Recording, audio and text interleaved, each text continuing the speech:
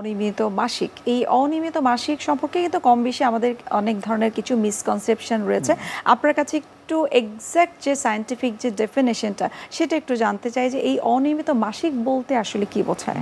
অনিয়মিত মাসিক বা ইরেগুলার মেনস্ট্রুয়েশন এটি নারী স্বাস্থ্যের একটি সাধারণ সমস্যা এবং এটা তখনই বলি যখন মাসিকের সময় তার স্থায়িত্ব কিংবা ধরনের কোনো পরিবর্তন হয়। সাধারণত মাসিকের সময়কাল বলা হয়ে থাকে 21 থেকে 35 দিন, অর্থাৎ মাসিক চক্রটি হবে 21 দিন থেকে 35 দিন মতো। 21 দিনের আগে যদি হয়ে যায় কিংবা 35 দিনের পরে যদি হয় কিংবা তার বেশি সময় পরে যেও যদি হয় কিংবা 21 দিনের আগেই দুবার তিনবার হয়ে যায়, তখন আমরা এটাকে ইরেগুলার মেনস্ট্রুয়েশন কিংবা অনিয়মিত মাসিক বলে অভিহিত করে থাকি। কারোর ক্ষেত্রে প্রথমবার মাসিক হবার প্রায় 6 মাস পরে বা 1 বছর পরে তার মাসিক চক্রটা আবার নতুন করে শুরু হয়েছে, এটাকে আসলে আপনি কিভাবে দেখছেন? এটা খুবই কমন একটি সমস্যা।